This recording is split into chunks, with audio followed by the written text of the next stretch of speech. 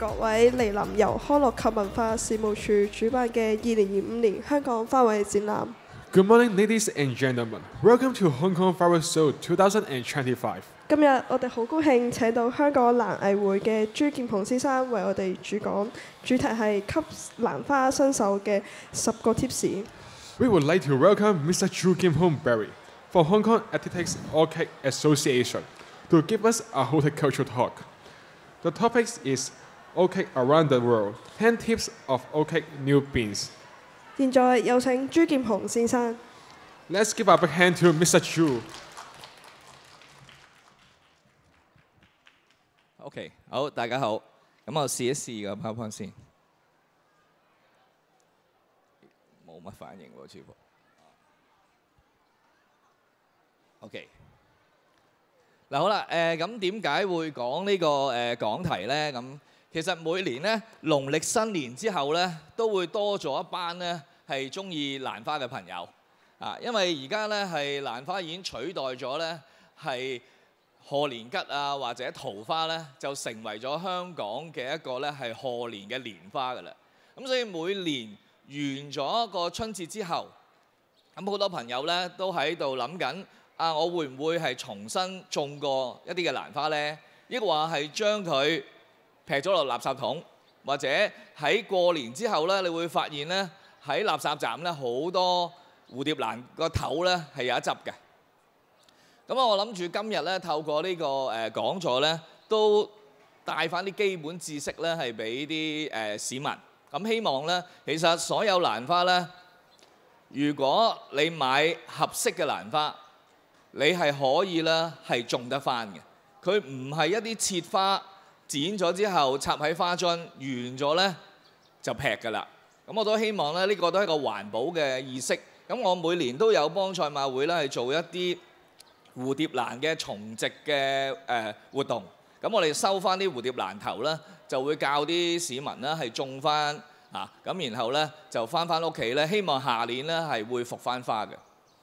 好啦，咁第一個 tips 係乜嘢咧？咁樣啊，個反應都唔係好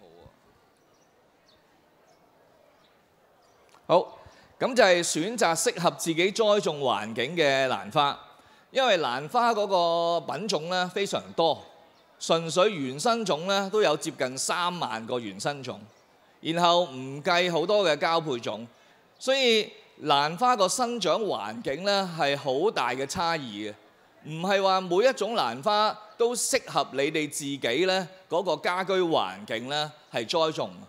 所以如果係想種蘭花種得成功咧，第一樣嘢就要選擇適合自己栽種環境嘅蘭花，就唔係話啊見到棵花好靚，我好中意，啊佢個顏色好好喎，啊佢個植株好迷你喎，啊我好中意我買，但係買咗之後，如果你唔能夠提供一個合適環境俾佢呢，佢種下種下呢會越種越弱嘅，而不得其法嘅話呢，佢可能呢一個季節兩個季節呢，佢就會死咗。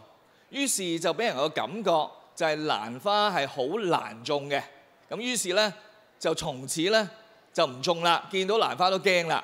咁我哋希望咧透過今日呢個講座咧，有少少嘅知識咧可以帶到俾大家。咁你睇到啦，蘭花有好多品種。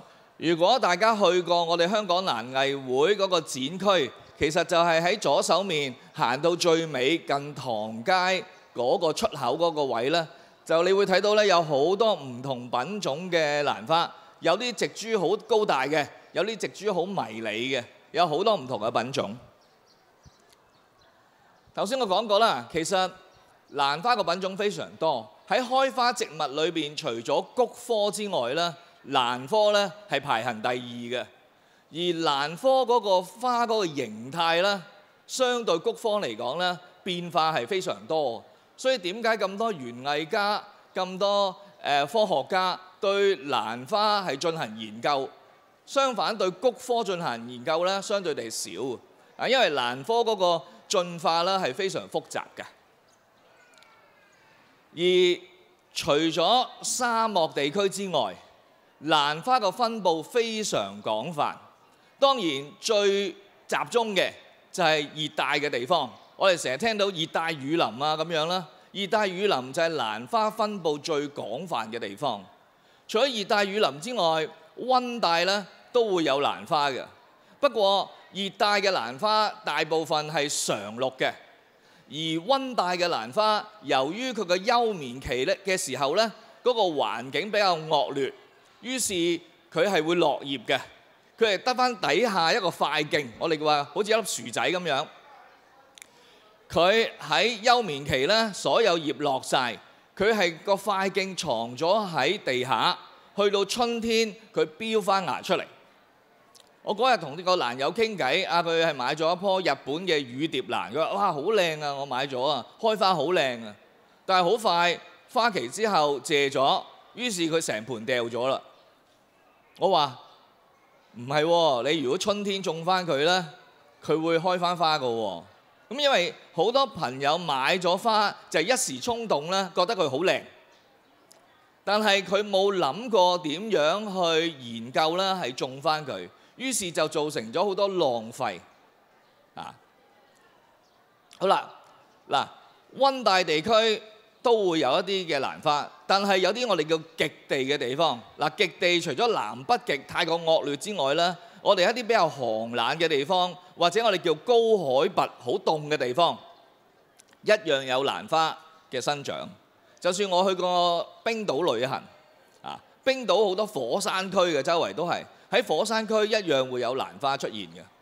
唯獨咩地方冇蘭花出現呢？就係極端缺水嘅地方。嗱，好多溫帶地區呢，佢去到休眠期嘅時候，佢會缺水嘅。但係佢去到春天嘅時候呢，個水分呢係會增加翻，於是嗰啲蘭花係會出翻葉，然後開翻花。但係如果一年365日呢都缺水嘅沙漠呢，對唔住啦，係仙人掌可以生活嘅啫，蘭花就冇辦法咧係生存。而蘭花會有地生蘭，即係喺泥土上高生長，會有附生蘭，依附喺樹木上高嘅生長，亦都有石生蘭，就係喺石頭上高生長嘅。喺啲石頭嗰啲罅隙有少少罅隙，有少少泥土啊、枯葉啊，蘭花就可以喺嗰度生長噶啦。咁另外一種咧，最後嘅附生蘭，嗱，呢個附咧係腐爛嘅腐，佢係冇葉嘅，佢淨係靠底下嗰個塊莖嘅蘭根咧去吸收啲腐殖質，然後維持佢生命。每年標枝花出嚟，開完花謝咗，又係咩都冇。我哋最熟悉嘅係乜嘢嘅附生蘭呢？就係天麻。中藥裏邊嘅天麻呢，就係附生蘭嚟，佢淨係得底下個塊莖嘅啫。每年標枝花出嚟，佢係唔會有葉嘅，因為佢嘅葉片已經退化咗。好啦，所以其實蘭花非常多。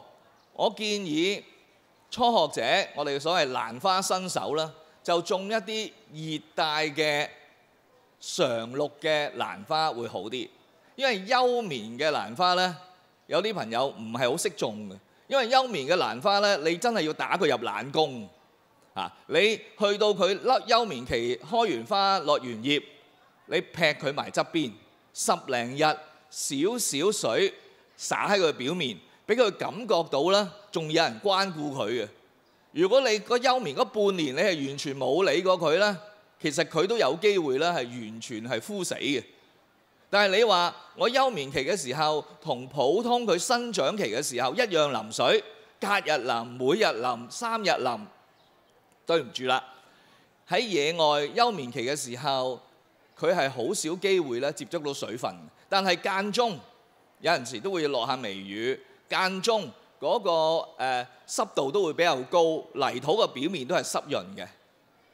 咁所以任何嘢都好，你要知道嗰種嘅蘭花佢個生長環境、佢嘅生長週期去點樣，然後先去種。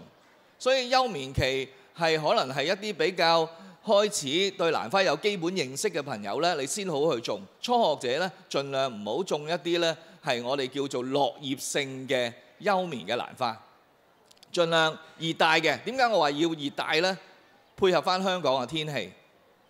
但係有部分嘅熱帶蘭花咧係怕凍嘅，譬如萬代蘭，你會見到咧好大串花嘅，好大朵花，然後嗰個葉咧好多片嘅。嗰啲咧由於佢係熱帶地區咧，佢哋全年咧係冇冬季嘅。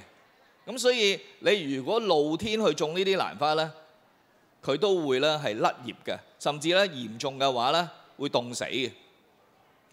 嗱，講咁多，你會發覺咩蘭花會最容易種、最受歡迎嘅咧？咁當然你會知道過年嘅時候你會好多朋友都會種蝴蝶蘭，甚至而家花墟嘅商戶咧，大部分賣嘅都係蝴蝶蘭嚟嘅，因為蝴蝶蘭佢嗰個生長條件咧，同我哋嘅家居條件咧，相對地係適合嘅。佢係低光照嘅蘭花，因為唔係每一個人屋企都有騎樓、有天台、有花園噶嘛。佢可能得一個窗台，窗台嘅光如果好彩嘅，由東面嚟嘅，其實夠噶啦。如果你話你嘅窗台向北嘅，你個光照就唔夠。如果你個窗台向西嘅，又曬得滯喎。因為蝴蝶蘭嗰個葉片咧係屬於肉質嘅葉，同埋比較闊大，佢同陽光嗰個接觸面咧相對地多，所以就算冬天正午嘅陽光都一樣可以曬傷蝴蝶蘭嘅。所以唔好掉以輕心，啲人話哇，冬天嘅時候所有蘭花都可以露天種嘅，係呃你嘅。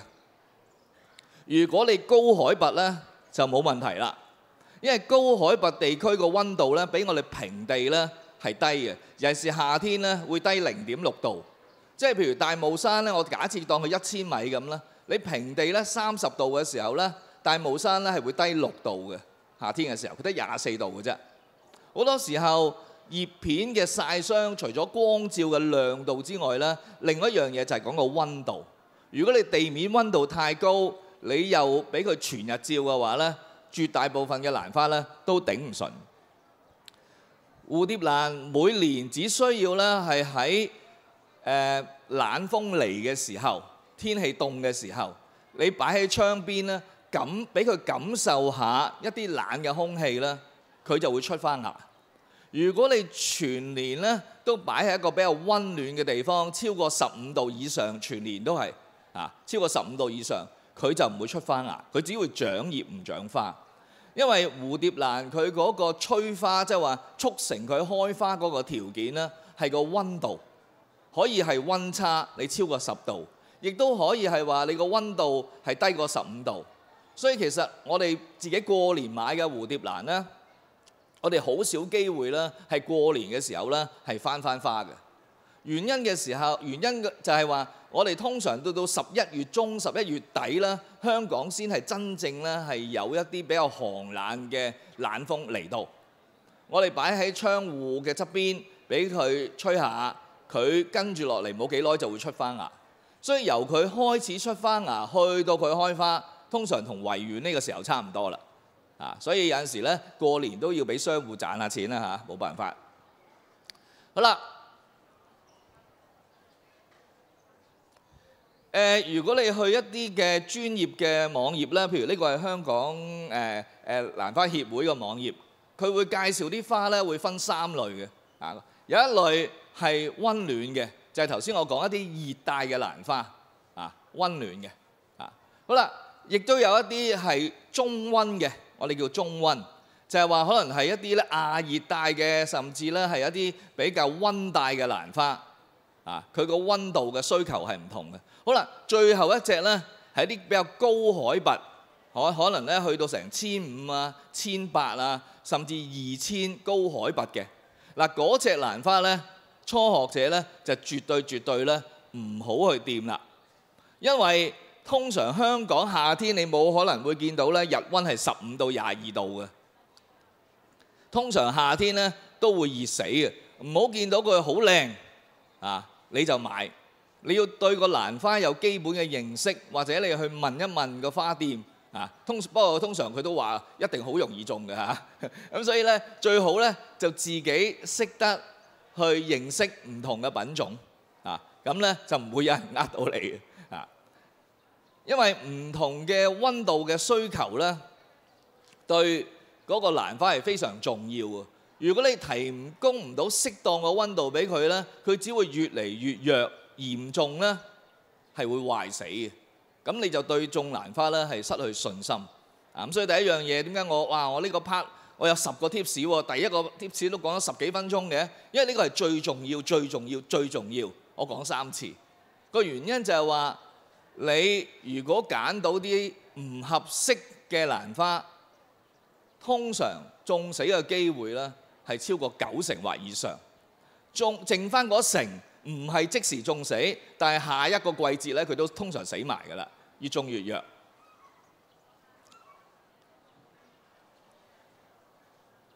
好啦，嗱頭先我講過唔同蘭花嘅生長環境咧，同照顧咧都會唔同嘅，所以首先我哋要了解翻我哋自身嗰個種植環境，究竟你係提供一個戶外嘅環境啊，抑或一個戶內嘅環境啊？好啦，同樣係戶外戶內，亦都會牽涉到嗰個光照嘅問題。你係向東啊、向南啊、向西向北啦，其實都有唔同嘅。其實我哋自己蘭會咧都做過一啲活動咧，去介紹咧點樣種一啲室內，因為我哋香港大部分嘅朋友咧都喺室內種嘅，甚至咧有一啲咧係喺個窗台咧已經掛到咧係滿一滿啊，全部都種好多迷你嘅蘭花啲擠壁壺，甚至會喺廚房啊、睡房啊、廁所但係廚房我唔鼓勵嘅，因為油煙太厲害啦。而廁所而家好多黑廁嘅，即係冇窗嘅。空氣係好唔流通所以最理想嘅起碼咧窗邊廳嘅窗邊，如果有個窗台嘅可以利用啦，有露台當然係更加好啦。咁所以你要去了解，有部分蘭花係需要高光照嘅。如果你冇天台冇花園嘅話咧，嗰啲蘭花你可能唔會種死，但係佢係開唔到花嘅。譬如有啲我哋叫加多利亞蘭啦，啲好大嘅大花嘅，咁嗰啲咧你唔夠光照咧，你種10年佢都開唔到花，佢唔會死啊，佢會繼續長葉啊。咁但係你去買一棵蘭花，佢係開花植物，你唔係睇肉質植物睇佢個植株噶嘛，你係睇佢開花噶嘛。所以有啲朋友明知道自己咧種唔到啦，佢會送俾其他蘭友你有適合嘅環境喎，我送俾你去種啦，因為喺我嗰度10年都開唔到花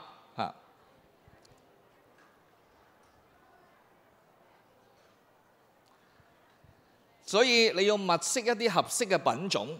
首先植株大細好重要。如果你種植環境空間大嘅，當然啦，你10寸盤、12寸盤個植株咧1米高都冇問題。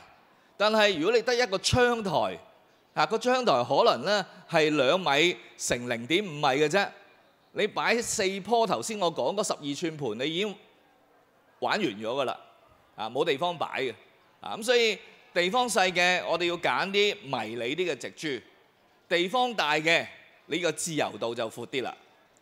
當然啦，我哋真係有蘭友咧，為咗種蘭花咧去搬屋嘅，住村屋啊。搬啲特色戶有天台嗰啲，真係有㗎。好啦，唔去搬屋啦，自己喺新界租農地去起蘭棚都會有㗎。咁但係唔係個個好似呢啲咁癲嘅，可以咁講啦。咁唯有咧，我哋要就住自己嘅家居環境咧，自己去選擇一啲咧係適合嘅植株。所以有啲朋友種到咁上下咧，好大冧啊！啲花越嚟越大盤啊，佢可能會留翻一執仔咧，自己繼續種。咁然後咧就會分俾人哋啦，分俾人種啦。咁另外光照嘅要求啦，頭先我講過啦，唔同嘅方向究竟你個陽光每日嗰個位置可以曬到幾多咧？究竟係直曬抑或係散射光咧？又或者我哋有冇啲遮陰嘅設施可以幫手擋住啲過分厲害嘅陽光呢？呢個都係一個考慮因素。但係其實而家個科技呢係進步好多。以前我哋啲年長者呢，佢照水仙呢要用嗰啲200火嘅鎢絲燈，好熱㗎嘛。係㗎，哇冇陽光喎，又要趕住過年啲水仙要開花喎，咪揾幾盞200火去照佢咯。你如果揾200火去照蘭花咧，多都死，因為佢好高溫。但係而家啲 LED 咧係好低溫嘅，好微亮，佢會提升啲溫度嘅，都會始終光照都會有熱力㗎嘛。但係已經大大地咧，就算佢個火數好勁咧，佢嗰個發出嚟嘅熱力咧都已經好少，同埋好平。而家啲 LED 燈啊，好多款式可以選擇。所以以前啲朋友話啊，我種植嘅環境唔夠光照，去種一啲咧相對地我哋叫中光照嘅蘭花。嗱，因為高光照嘅蘭花咧，佢需要嗰個光照咧係好強。我哋講1萬粒、2萬粒嗰啲光譜啊，好強嘅。咁但係一般中光照咧，你可能7000到9000咧。而家啲 LED 燈咧係絕對做到嘅，啊，同埋個價錢咧都相對地咧越嚟越平。咁所以咧係可以去考慮，我哋個選擇越嚟越多，因為個科技咧越嚟越進步。好啦，咁另外咧濕度同溫度嘅要求咧都要留意嘅。香港相對地咧個濕度普遍都高嘅，咁所以就算你唔使點樣話去加濕咧，基本上除咗冬天嘅時候。春天啊、夏天咧，基本上咧個濕度，因為蘭花嘅濕度大約70到90度啦。如果你長期去到90、100咧，你屋企發毛㗎啦，你都唔想你都唔想反而你要抽濕咁所以個溫度你會唔會係可以提升到幾多度？又或者可唔可以降低到幾多度？呢個你要考慮啦。因為大部分嘅蘭花個適合嗰個溫度咧，都係18到28，其實最好啊。去到30度咧，開始咧，我哋要留意啦。因為如果你高過33、34咧，太長時間咧，嗰啲蘭花都係會休眠。嗱，休眠呢個概念咧有兩個。第一個自然環境佢乾旱期咧，佢會休眠；另外一個咧，佢個溫度去到好高，令到佢覺得唔舒服，佢都會停止生長嘅，佢都會休眠嘅。咁所以我哋會唔會可以造就到一個環境配合呢隻蘭花嘅溫度同濕度呢？咁樣呢個都係我哋考慮嘅因素。入門嘅級別啦，頭先我講啦，蝴蝶蘭花期長、低光照、易打理，你用盤種又得，你上板都得。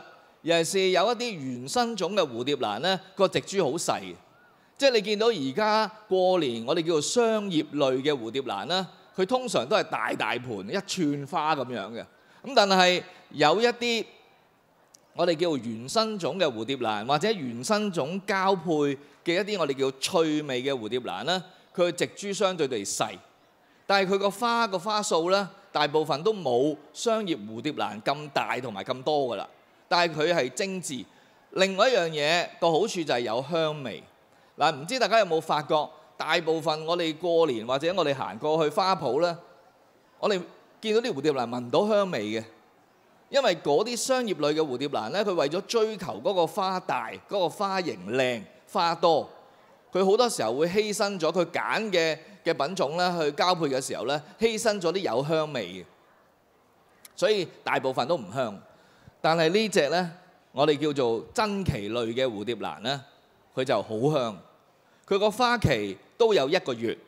嗱，一般嚟講，如果商品類嘅蝴蝶蘭咧，會有2個月至3個月嘅花期嘅可以。如果你種植嗰個條件好嘅，你淋水係忍手嘅，你係可以開到2、3個月嘅。而呢啲嘅珍奇類或者我哋叫原生種交配種咧，呢一類咧都可以開到1個月。另外就係話佢個花期好多時候咧都係喺夏季。係彌補翻好多時候夏季蘭花好多唔開花嘅，蘭花最中意開花嘅係春天，所以你會見到所有嘅蘭展咧都係春天辦嘅，因為佢個花最多。其次就係秋天11、2月，夏天7、8月呢個時候咧，啲蘭花太熱啊嘛，同你講過，太熱嘅時候咧，佢哋唔想點樣喐嘅，更加唔會開花。但係呢啲蝴蝶蘭佢喺熱帶地區咧，佢係熱慣嘅，咁所以咧。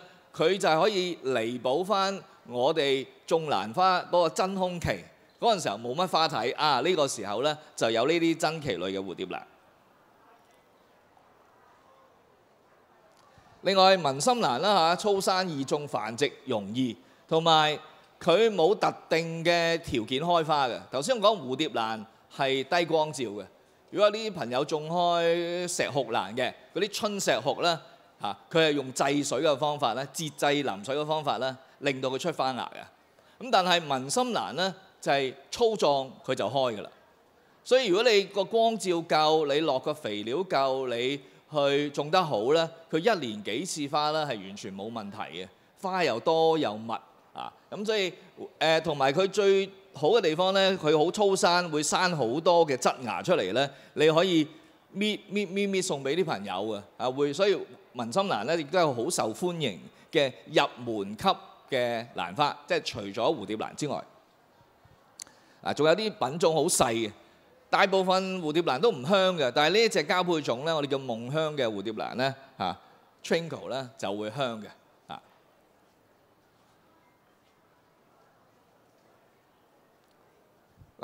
石斛啦，頭先講呢個啦，而家你都會見到咧係喺花市嗰度咧非常多嘅好高嘅植株呢啲咧通常咧都係春天開，亦都有啲係倒垂嘅其實呢啲原生地咧佢都係向下垂嘅。只不過咧，佢為咗雅觀咧係動植嘅啫。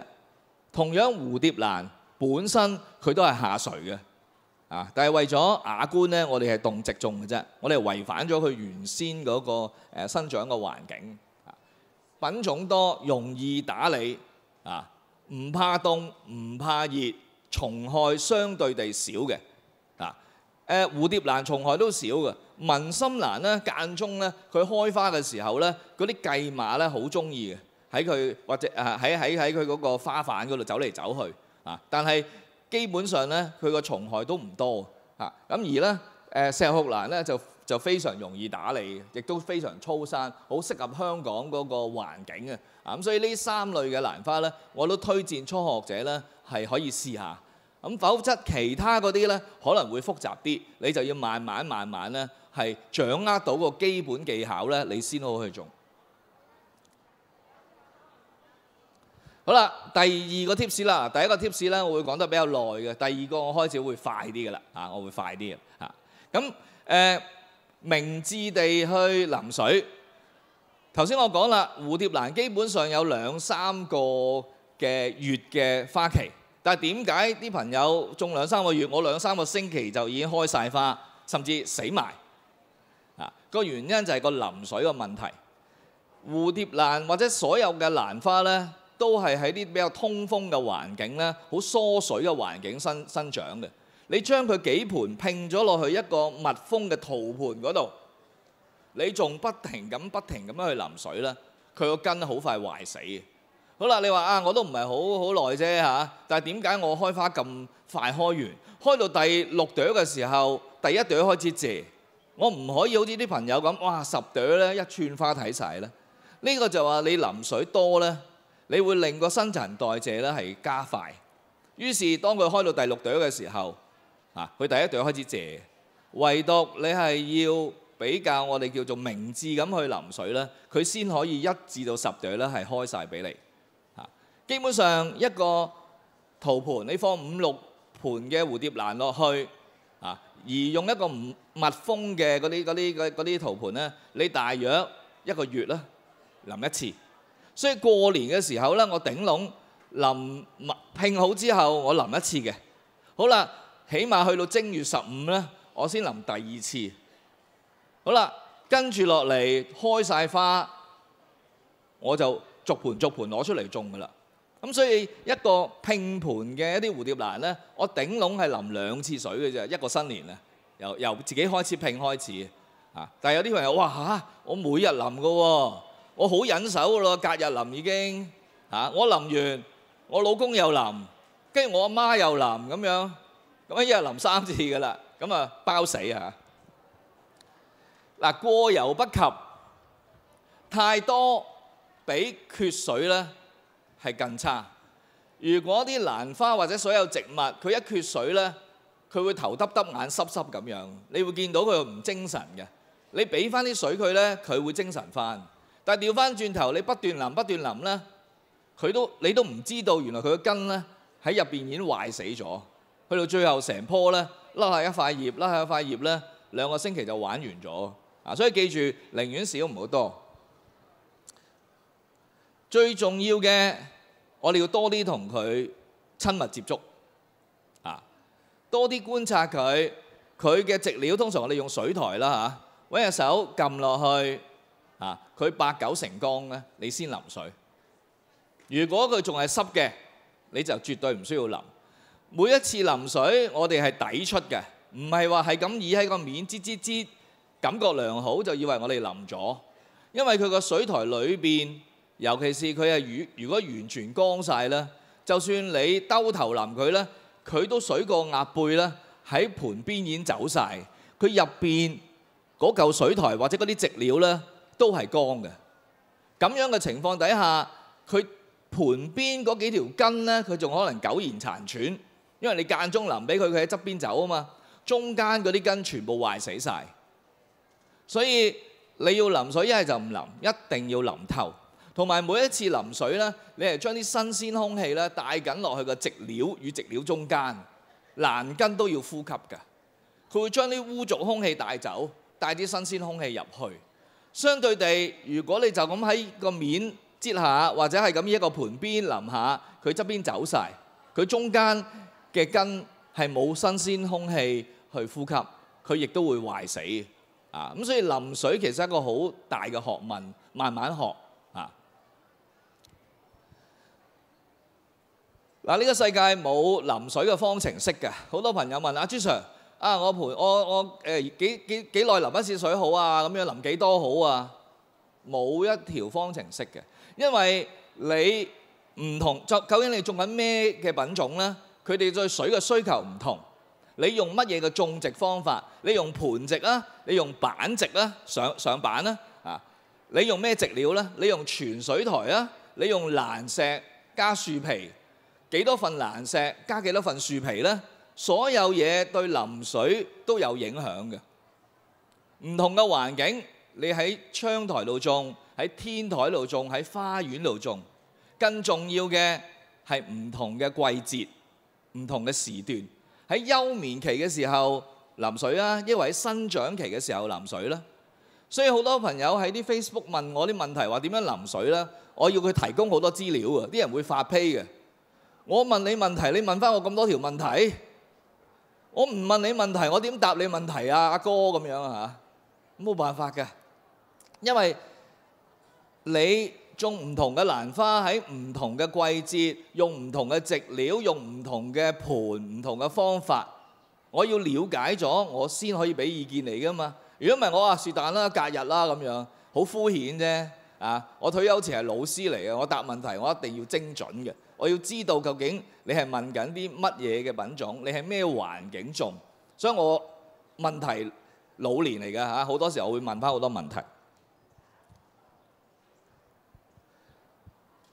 嗱，簡單嚟講，淋水個方法就係生長嘅期嘅時候，即係佢葉多嘅、好精神嘅生長期，俾多啲水佢。大部分香港種嘅蘭花咧，春夏都係生長期嚟嘅，俾多啲水佢。去到秋冬休眠期嘅時候，你見到有時有部分品種會甩葉嘅，你咪制水咯。嗱，我所謂制水唔代表唔淋水，係話節制地淋水。喺生長期你可能每日淋、隔日淋嘅。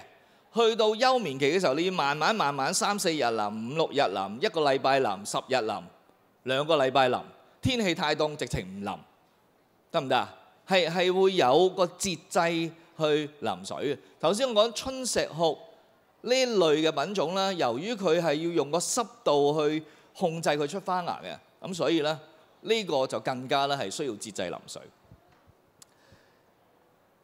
唔淋水喺休眠期嘅時候，另外一個好處咧，就係如果佢個水分即係個植株嘅細胞充斥住水分咧，佢會凍傷嘅。咁所以太凍嘅時候咧，我哋係唔淋水嘅。個溫度低過12度咧，我已經提早幾日我開始唔淋㗎啦。因為如果唔係會凍傷。簡單嚟講，夏天同秋天咧，我哋可以早晚淋嘅。朝頭早最好嚇。但係我哋冇時間啦，所以好多時候咧，我哋傍晚放工啲朋友先翻去淋。但係絕對咧，唔好中午淋水，尤其是淋得唔透，係咁以灑下咁樣又走咗。喺呢個時候咧，嗰啲水氣咧蒸發上嚟咧，啲花就好難受啊。甚至嗰啲水點殘留咗喺啲葉片上高，太陽曬落嚟嚇，有個凸透嘅效果咧，就會燒傷佢，焫窿咧就會入菌，咁所以咧就絕對咧唔好中午淋。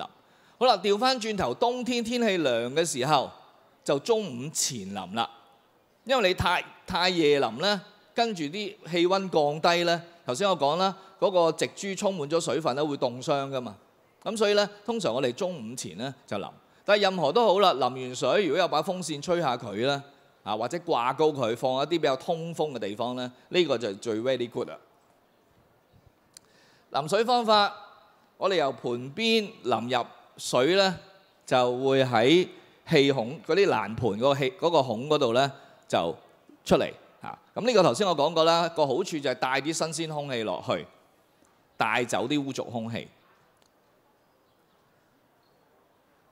個禁忌就係話頭先我講過啦，絕對咧唔好淋咁多，寧願淋少啲。我哋淋翻水咧，我哋會補救翻嘅。好啦，第三個咧就要保持空氣嘅流通。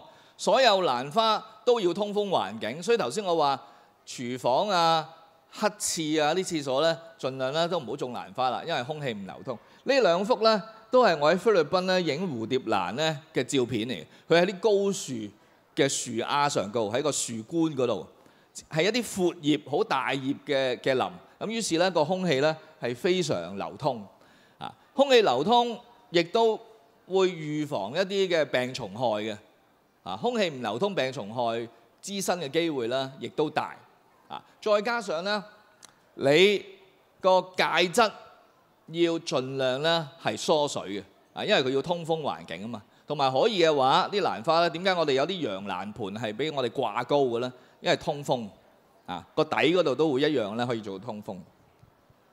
啊，咁其實蘭花嗰個氣孔咧，個葉片嘅氣孔咧比較少嘅，同埋向下。所以佢需要嗰個空氣流通咧，係比一般植物咧係更加需求大嘅。啊，咁所以咧，我哋好多時候咧都需要啦。嗱，呢個咧會睇到咧，都係我喺菲律賓影嘅蝴蝶蘭嘅幼苗。你睇啲根都生到七彩嘅，攀附晒喺個樹皮上高啊。所以你會發覺完全冇植料喺野外，而我哋揾植料韞住佢啊，俾水台佢，俾蘭石，俾樹皮佢。如果我哋仲係淋水淋得咁密嘅話咧，佢通常咧啲根都會壞死。呢個都唔係好敏感喎，我已經對到好正㗎咯。得啦嚇。咁頭先講啦，空氣嘅流動咧可以降低佢個空氣嘅濕度同溫度，就減少呢個病蟲害。sorry。咁另外加強通風嘅方法最好啦，有門窗嘅啊可以打開，除非你話啊唔係喎，我屋企度好多馬騮爬入嚟嘅喎，咁啊整翻個窗花啦唯有嚇。咁啊你可以用一啲風扇啊、抽氣扇啊呢啲咧，亦都可以輔助到咧嗰個通風。好啦，第四個 tips 咧就要保持個環境個潮濕。一般蘭花我哋如果喺60到80度咧，其實佢 OK 嘅。即係佢嗰個環境，其實最理想係70到90嘅。但係頭先我講啦，我哋屋企唔容許我哋咁高濕度，會發毛，我哋都會風濕。啊，咁所以60、80咧，其實已經 OK 嘅。啊，咁啊可以而家好多噴霧器啦，好簡單呢樣嘢。以前要加濕咧，我哋有好大型嘅儀器，而家啲噴霧機你要幾幼細都可以。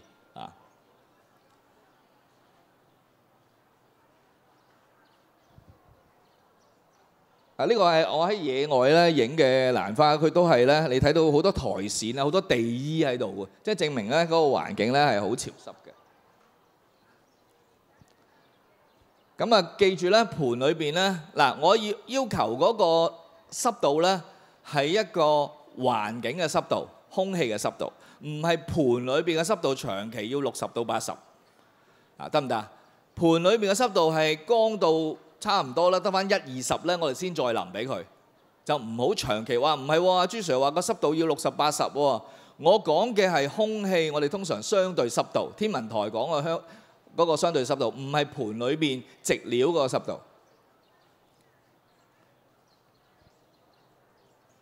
我對到好正㗎咯喎，係啦。咁點解可以增加空氣嘅濕度咧？有啲人會濕毛巾啦。整盆水啦、加濕機啦，會有噴灑系統啦。咁呢啲視乎你哋自己嗰個家居環境個條件，可以做到幾多就幾多啊！但係而家咧好多咧好自動化嘅東西㗎啦，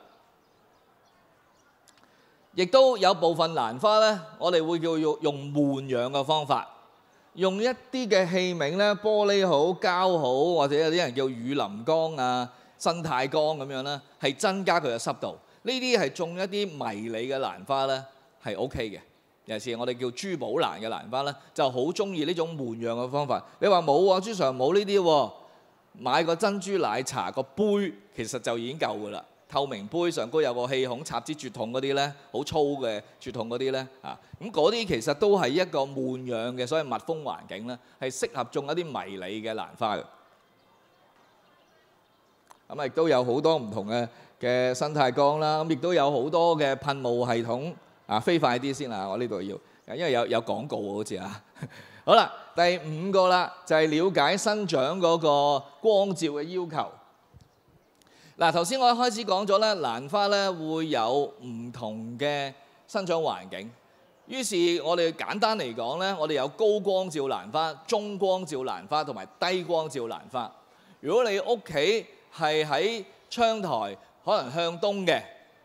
你低光照蘭花咧係絕對冇問題嘅，但係如果你想種啲中光照蘭花咧，你可能都要加一啲嘅植物嘅 LED 燈啊！如果你要種一啲高光照嘅蘭花啊，你可能嗰個瓦數就要強啲。但係通常高光照嘅蘭花咧，好多咧嗰個植株係比較大嘅，個型比較大，咁可能你喺窗台你未必種到，咁所以呢個你要選擇咧係適合你嗰個條件嘅蘭花。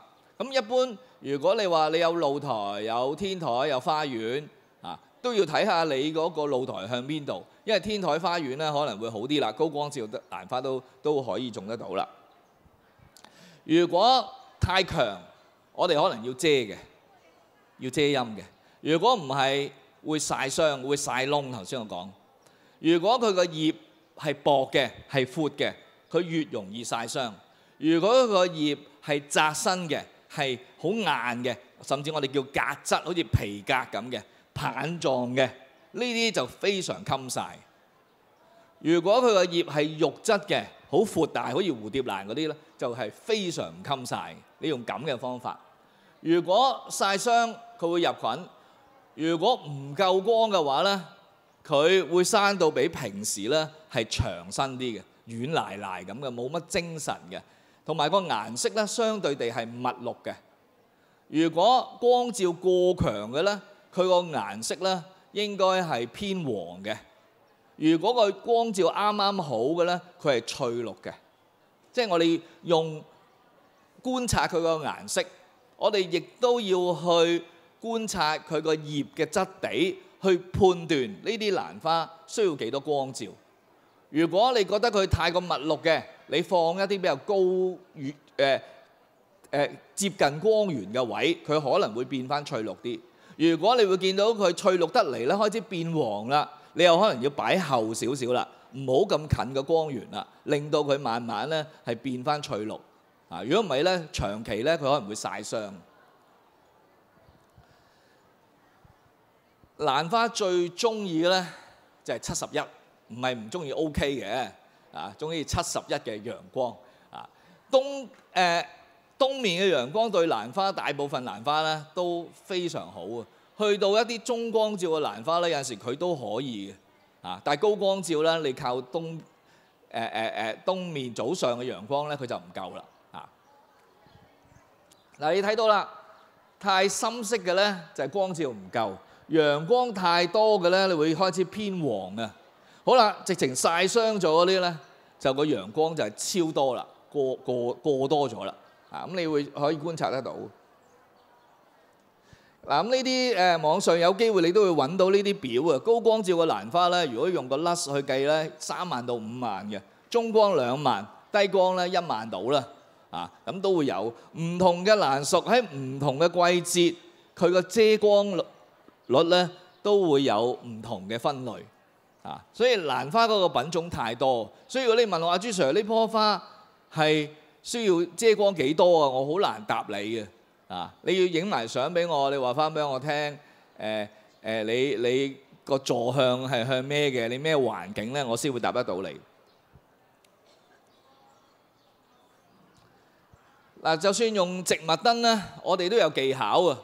如果需要相對地高光照嘅蘭花咧，我哋近少少光源，擺高啲，近嗰個燈。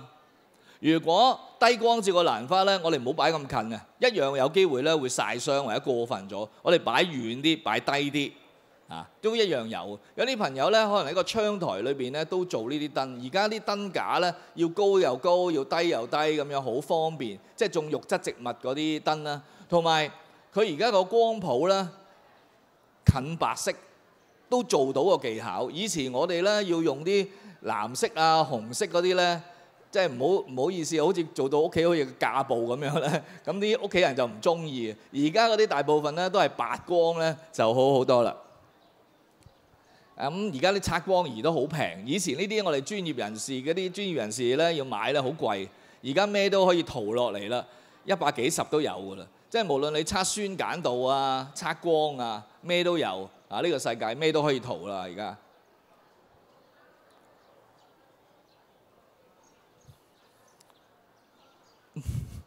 OK， 咁呢啲就係 LED 植物燈啦嚇。好啦，咁第6點要講咧，就係施肥要恰當。生長期嘅時候，我哋可以施肥嘅。簡單嚟講春天咧好多蘭花或者植物咧都係出幼苗嘅。呢個時候咧，可能氮肥咧係要多啲啦。去到夏天咧，慢慢個植株去粗壯啦，我哋希望咧佢嗰個植株壯健，然後準備開花咧，我哋就要夾肥啦。去到秋天嘅時候咧，就準備佢開花咧。我哋就要輪肥咯，即係通常會咁樣嘅。去到冬天嘅時候，咩都唔使落，花期亦都咩都唔使落。而我哋一般啲人用緩解肥咧譬如啲咩花寶嘅緩解肥咧，就落喺盤邊咧，佢個輪肥係比較多嘅。所以你落咗呢個緩解肥之後咧，你就唔使特登落輪肥嘅。你淨係春夏嘅時候咧，有啲朋友我唔理咩輪氮鉀啦，蘭花2號啦咁樣咁樣咧就去噴，其實 OK 嘅唔一定要去到咁仔細嘅。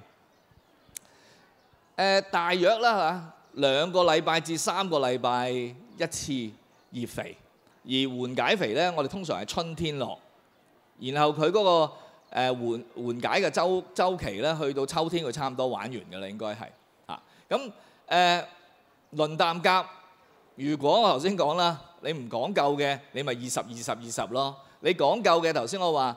唔同期嘅時候，你咪氮肥多啲，然後鉀肥多啲，再輪肥多啲咯，咁樣嚇。但係點都好，我建議咧，蘭花嘅肥咧都係薄肥多施。佢叫你開2000倍咧，你開3000倍就冇死嘅。佢話叫你直接落咧，你溝水亦都冇死㗎啦。因為最怕係燒根，因為蘭花個根尖咧係好敏感嘅，佢青 BB 嗰個氣根尖咧。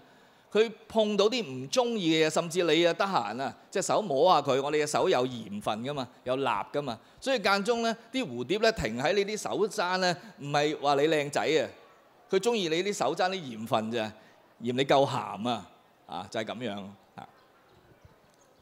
好啦，至於用有機植料又話無機植料咧，呢個咧就係見仁見智嘅。我自己覺得咧，簡單嚟講咧，用即係化學肥咧就快靚正嘅。咁但係你用嗰個有機肥咧，啲花真係靚啲嘅，唔係假嘅。即係我有朋友咧比較過，有機肥係靚啲，但係要買一啲有信譽嘅有機肥。如果唔係你買咗啲咧，佢未充分發酵，或者我朋友自己做嘅送啲俾你咁樣，千祈唔好尤其是有啲有機肥，佢回收之後咧，佢係回收一啲咧係煮食過嘅物料嘅，佢有豉油有鹽，我哋叫鈉。你啲蘭花通常瓜晒嘅，咁所以盡量咧用一啲有信譽嘅，用開嘅，同埋買一啲新嘅肥也好，新嘅農藥都好啦，揾啲你冇咁中意嘅，平啲嘅，或者你多出嚟嘅，你有幾盤嘅，揾佢做試驗品先，死咗你冇咁心傷啊嘛。哇！如果嗰盤9袋單全得一盤，我哋買唔翻㗎啦。你攞去試藥喎，死咗你就心傷啦。我唔詳細講呢啲啦咁都非常非常多嘅。好，去到第7，我哋要定期咧要換盆。有啲朋友咧就以為咧，喂唔係喎，我啲蘭花種到第2年都好靚，嗰啲蝴蝶蘭，點解第3年死晒嘅咧？因為佢裏邊嘅水苔已經變酸。因為蘭花佢係通常係 pH 5至到5.5到6.5咧，嗰啲植料佢都中意。但係水苔本身佢嘅 pH 值咧係3點幾嘅啫。你仲用幾年你都唔換，不停淋水、不停施肥、不停落藥，你嗰啲水苔已經變咗質、變咗酸，佢嘅根就會死。所以任何蘭花理論上，如果你用水苔種咧，1年至1年半一定要換。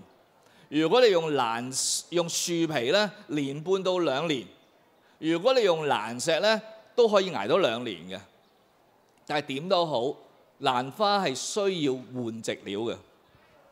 如果唔係，佢會爛根啊。如果亦都有啲咧會生晒出嚟啦，當然我哋就要換盆㗎啦。咁有好多嘅市面上咧，以前都仲有蛇木賣嘅，但係而家咧蛇木已經禁止啦。蛇木即係話係芒骨啊，以前嘅芒骨因為受保護。我哋通常而家揾紐西蘭樹皮咧就取代咗佢椰糠木炭水苔咁都會有。咁呢個就係日本蘭石啦，佢係偏酸嘅。日本蘭石佢嗰個適合種國蘭嘅地心蘭為主嘅，或者係中意酸性嘅為主。咁樹皮啦，呢啲紐西蘭嘅樹皮啦，水苔啦，木炭啦，都有啲係混合嘅植料都有得賣嘅出邊。好啦，蘭盆你會睇到啦，大部分我哋種一啲附生蘭嘅或者石生蘭嘅咧，我哋都會用我哋叫洋蘭盆。一般嚟講，會有窿嘅，可以掛起嘅，咁會有掛鈎嘅，有大有細，盡量蘭花個盆咧以細可以扼到落去咧就夠啦，唔好咁大，大得滯咧，通常水分就會太多。亦都有啲方形盆啦，呢個塑燒盆咧就比較通氣嘅，你唔好睇佢密封，但係佢會透氣嘅，有埋窿嘅塑燒盆咧就最好，底有窿、側邊有窿嘅塑燒盆咧就最適合種蘭花。呢啲就國蘭盆啦，嗰啲根咧比較長啊。其實國蘭嘅根本身就係平攤嘅，但係我哋栽種咧，除非我哋用盤景盆嚟種國蘭，否則咧佢啲根周圍走咧，我哋用普通嗰啲淺身嘅盆咧，我哋容納唔到國蘭嘅根部，所以國蘭有國蘭嘅一套嘅盆嘅，都會盡量有窿嘅國蘭盆啦，亦都可以上板啦，咁冇咗芒板之後，有人會用樹皮去種一啲杉樹皮。好啦，第8啦，就係預防呢個病蟲害。任何嚟講咧，預防勝於治療嘅。我會建議啲朋友咧就保持個空氣流通同埋個環境清潔。如果有啲枯葉枯咗嘅嘢咧，執起佢。因為嗰啲枯葉亦都係嗰啲病蟲病害咧，中意殘留嘅地方。保持個環境清潔空氣流通最重要咧就係買一啲健康嘅植株。當我哋揀嘅時候，好似驗屍咁驗，睇下佢有冇病蟲害真係㗎！你買入咗去之後，通常咧我會咧有一個隔離區嘅。你新嘅植物咧喺個隔離區裏邊觀察佢1-2個星期先，望下佢有冇啲蟲害、啲蟲蟻走出嚟又或者咧望下嗰啲葉片、葉面、葉底有冇一啲嘅病害，有冇一啲介殼蟲咁樣，紅蜘蛛因為好多時候啲紅蜘蛛咧會咬到個葉底咧一個窿一個窿一個窿嘅，所以當你買咗啲有病害、有蟲害嘅蘭花放翻喺你種蘭花嘅地方咧，佢會周圍傳染嘅。咁所以呢個係最重要嘅預防最重要。即係買一棵蘭花，唔好淨係睇佢個花好靚喎。如果佢植株唔健康、唔精神有一啲病害或者有好多黑斑黑點紅點你要留意嗰啲就算平，你都未必要買，因為佢有機會帶翻啲病害、蟲害咧翻去你自己嗰度你翻去咧你就要隔離佢，或者你要治療佢就好煩。有好多嘅嘅殺蟲劑啦，咁你可以咧係去用，不過要好小心啊！呢啲類嘅化學嘅殺蟲劑啊，咁啊亦都有啲對付紅蜘蛛㗎啦，有啲藥粉啦要開稀嘅有啲係殺菌㗎啦咁樣啊。好啦，第9啦，我剩翻2點嘅啫，個時間差唔多啦，啱啱好，仲有5分鐘。咁啊，蘭花咧生長好緩慢嘅，所以我有耐性。你話唔係喎，我過年嘅時候即刻有花喎，咁冇辦法啦，人哋賺你錢嘅，即刻有花啦。咁你有耐性，起碼哇，阿朱 Sir， 蘭花大部分1年開一次啊，係啊，真係1年開一次，除非有少部分頭先我講文心蘭咧，可能1年開幾次，但係大部分蘭花咧係佢個週期咧係1年一次。咁所以我哋種蘭花可以培養我哋嘅耐性我哋一定有回報㗎唔好咧係唔好啦，1年下要等1年我劈咗佢啦咁樣，所以垃圾站咧過年嘅時候就有好多蝴蝶蘭啦。咁我有個週期嘅。好啦，最後啦，第10點啦。頭先你會聽到哇，原來蘭花咁複雜啊，不如唔好玩啊，係咪咁講啊？聽完之後好似咧倒米咁樣啊，但係唔係嘅，即係呢個世界咧有好多嘅知識咧，我哋不停咧可以學習。尤其是好多退休嘅人士咧，甚至我哋有啲會員啦，係啲仔女幫佢報名嘅，或者同佢一齊報名嘅，就因為佢希望有啲細藝嘅俾啲小朋友唔係小朋友，佢哋叫小朋友嗱，我老人家係小朋友咁照顧㗎啦，真係㗎，要氹啊，好多時候會發脾氣啊咁樣，啲老人家而家都係咁樣㗎啦，咁其實種蘭花係好多時候可以去互相交流、互相學習。咁你可以好多書本知識啦，不過而家越嚟越少人買書㗎啦，報紙都唔買，仲買書。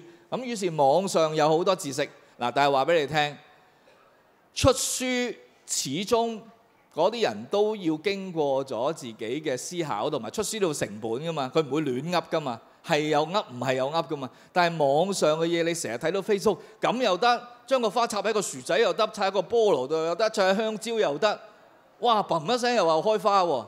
信唔信得過呢？所以網上知識呢未必信得過嘅咁多啲講座啦，好似今日呢啲講座啦，或者坊間都會有啲蘭花課程，康文署會有蘭花課程嘅。不過我聽講好難抽嘅咁我都會喺出邊團體呢有幫手教，或者我哋蘭會都有啲培訓班嘅，有興趣可以多啲去有機會實習，去實地參觀啊，去實際嘅體驗啦。呢啲呢其實呢集思廣益呢，多啲交流呢都係好事嚟嘅。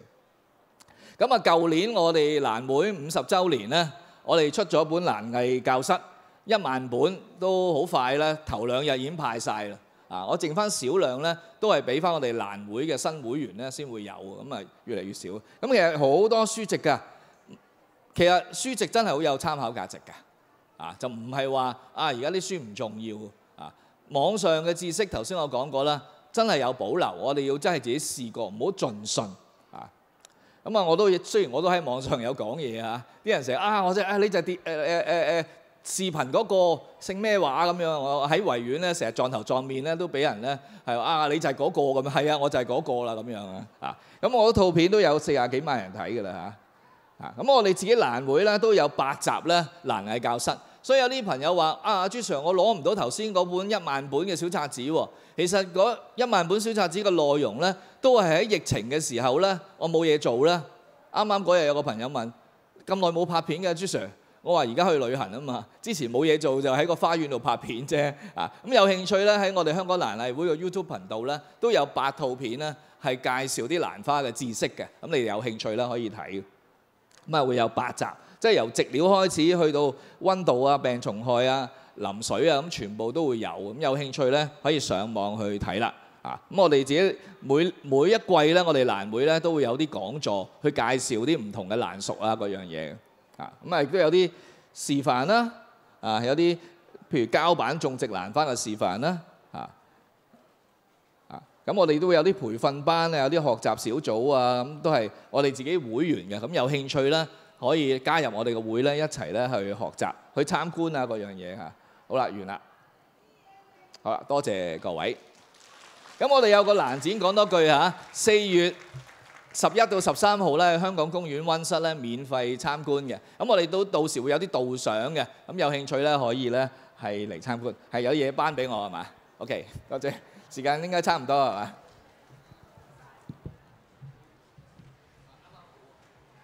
多謝朱劍雄先生精彩嘅演講。請朱先生留步。 Thank you, Mr. Barry Chu. Please stay on the stage. 大會準備咗一份紀念品送俾香港蘭藝會。我哋有請康樂及文化事務署2025年香港花卉展覽商業活動小組委員梁兆恆先生為我哋致送。有請朱劍雄先生接受。 Now we would like to invite Mr. Rex Leung, to community member of the French Activities Subcommittee of Hong Kong Flower Show 2025, to present a souvenir to Mr. Barry Chu. 多謝梁先生，多謝朱先生。 Thank you, Mr. Leung and Mr. Chu. 各位，今次講座已經圓滿結束，下午2時有花藝示範，敬請留意。下午見。 Thank you, everyone. Please come at 2 p.m. today for the next floral demonstration. See you later.